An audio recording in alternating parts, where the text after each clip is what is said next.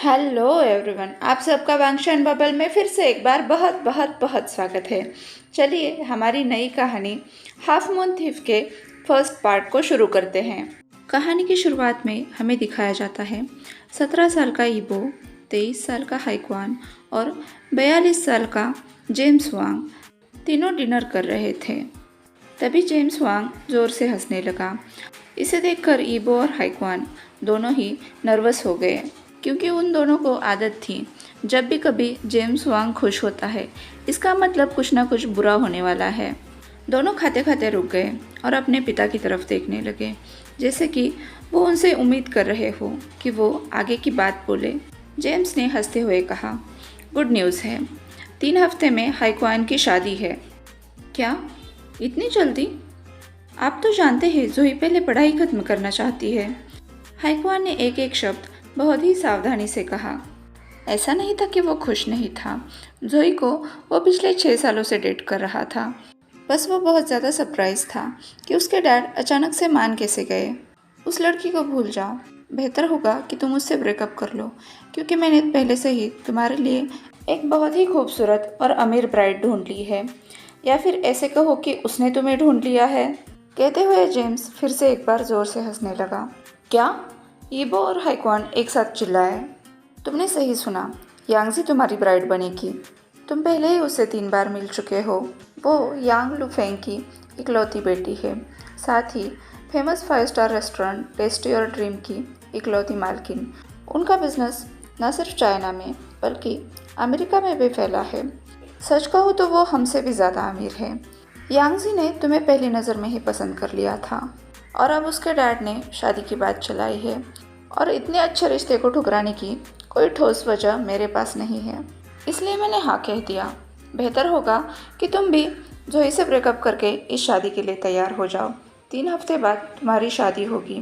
और हाँ, तैयारी की चिंता मत करना, क्योंकि उसके डैड ने कहा है कि सब कुछ वो संभाल लेंगे।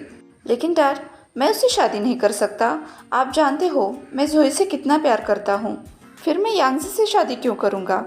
और तो और वो इसी साल 18 साल की हुई है। उसे तो ये तक नहीं पता कि सच्चा प्यार क्या होता है। क्या आप श्योर हैं कि वो दोबारा किसी से प्यार नहीं करेगी? शायद उसके एज के लड़कों के साथ वो ज़्यादा कंफर्टेबल रहेगी। और हाँ, लास्ट टाइम उसने जोई को और मुझे एक साथ देख लिया था। उसे पता है कि हम दोनों कपल है। मैं आपको फिर से एक बार बोल दूँ डैड, मेरी ज़िंदगी में अगर कोई लड़की आएगी तो वो सिर्फ जोई होगी। 17 साल का ईबो कभी अपने डैड को तो कभी अपने भाई को देखे जा रहा था।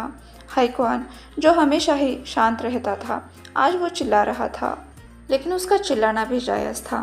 वो पिछले 6 सालों से जोई के साथ था। जैसे ही उसकी पढ़ाई पूरी होती है, दोनों शादी का प्लान कर रहे थे। ईबो जोई को अच्छी तरह से जानता था। वो उन लड़कियों में से नहीं थी जो घर पर बैठती और अपने पति के पैसे उड़ाती। वो अपनी पढ़ाई पूरी करके पहले हाइक्वान के काबिल बनना चाहती थी, इसलिए हाइक्वान भी उसे सपोर्ट कर रहा था। और अब अचानक से हाइक्वान को इस बात के लिए ज़बरदस्ती की जा रही थी कि वो उस लड़की से शादी करे जिसे वो बस 3 बार देख चुका है। वो भी इसलिए कि जेम्स वांग की नज़र यांगजी की दौलत पर थी। ईबो हमेशा से ही जोई को ही अपनी सिस्टर इन लॉ मानता आया था। इनफैक्ट उसने अपनी मदर को भी नहीं देखा था, तो जोई ही उसके लिए मदर फिगर थी।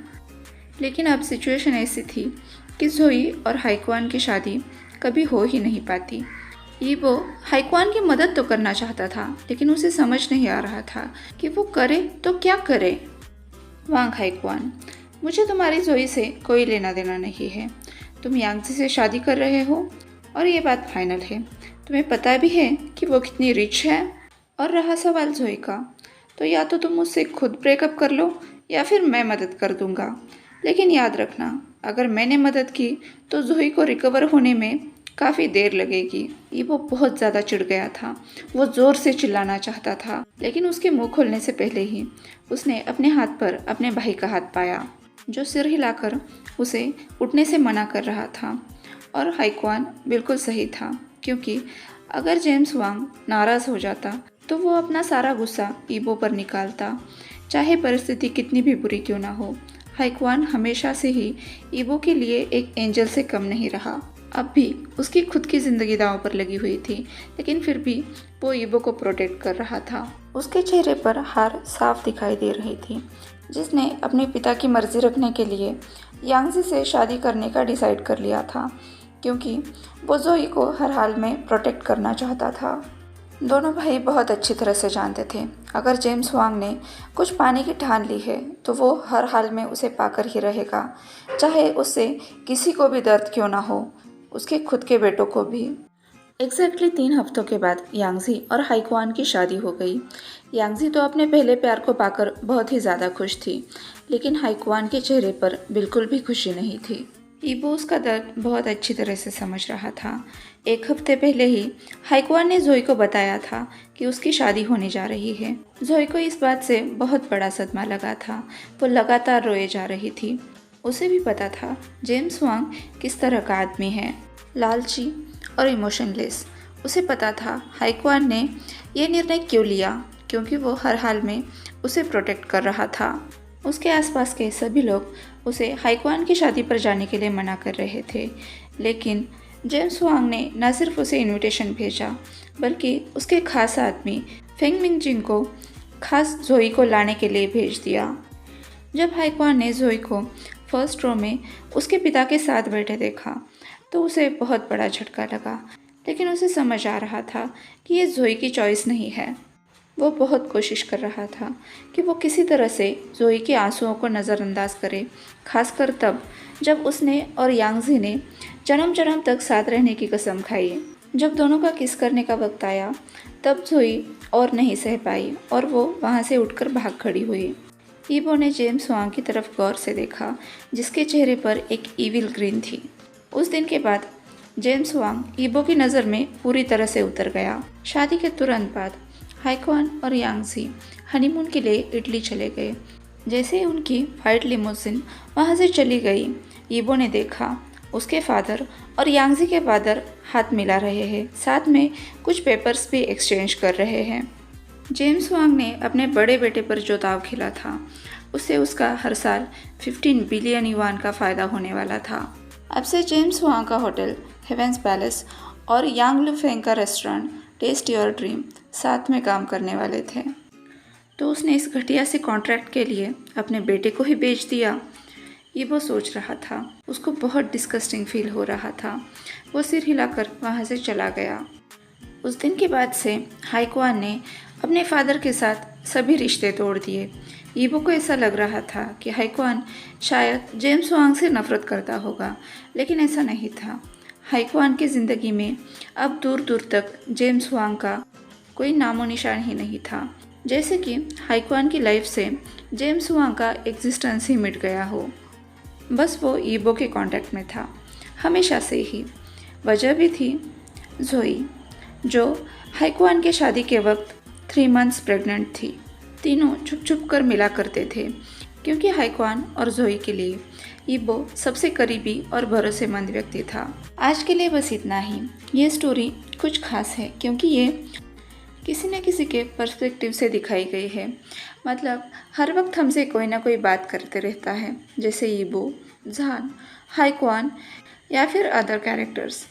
ये तो था इंट्रोडक्शन, मतलब ईबो की बैकग्राउंड, उसकी लाइफ कैसी चल रही है, उसके पिता कितने डोमिनेंट है, ये दिखाया गया है। ओके, तो टाइम है क्वेश्चन एंड आंसर का।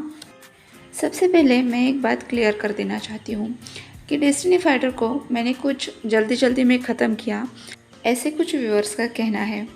तो हाँ, ये बात सच है, क्योंकि डेस्टिनी फाइटर बहुत ही स्लो बर्न स्टोरी है। वो धीरे धीरे धीरे करके आगे बढ़ती है। साथ में साइड कैरेक्टर्स को भी बहुत ज़्यादा वैल्यू दी गई है। अगर मैं वर्ड टू वर्ड ट्रांसलेट करने बैठ जाती तो इसके 2-3 पार्ट बन जाते, जो ऑब्वियसली आपको बोरिंग से लगते, क्योंकि मुझे डेस्टिनी फाइटर के बिल्कुल भी व्यूज़ नहीं मिल रहे हैं।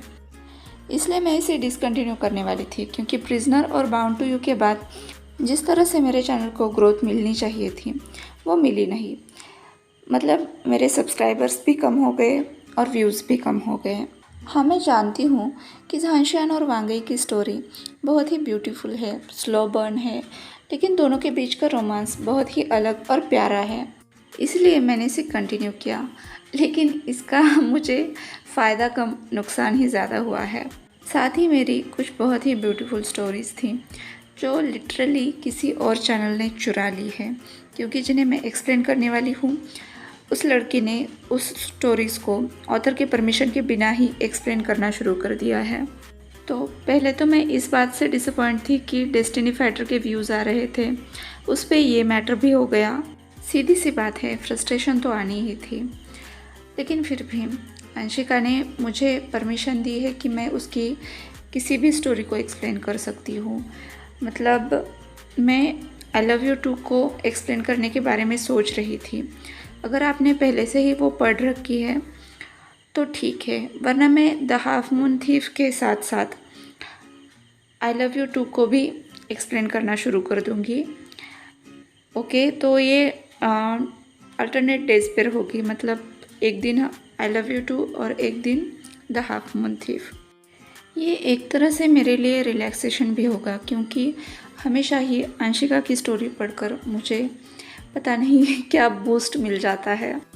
हाँ, और एक और बात, अंशिका की स्टोरी में हो या फिर द हाफ मून थीफ में हो, ये ओरिजिनल नाम यहाँ पर यूज़ किए गए हैं। मतलब जो आप शुयांग के नाम से जानते हो उस एक्टर का नाम हाओ शान है, या फिर वांगजी या फिर लांझा को जानते हो उसका रियल नेम वांग यीबो है। तो इन दोनों कहानियों में भी मैं कैरेक्टर्स के रियल नेम यूज़ कर रही हूँ। अगर आपको फिर भी कन्फ्यूजन होता है तो ये एक बार यार आगे खोल के वीडियो भी देख लिया करो। मुझे एक एक इमेज ढूंढने में घंटों लग जाते हैं।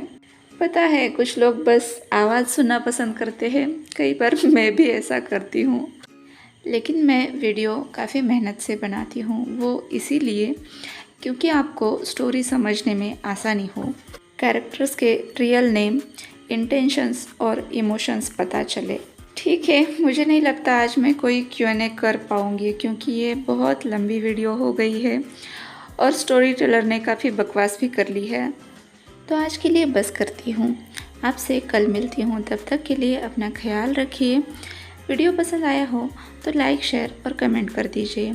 चैनल को सब्सक्राइब नहीं किया है तो सब्सक्राइब भी कर लीजिए।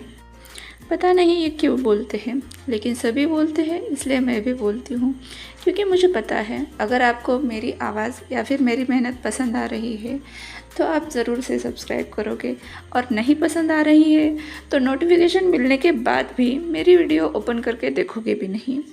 लेकिन क्या करें, काम है, कंप्लीट तो करना पड़ेगा।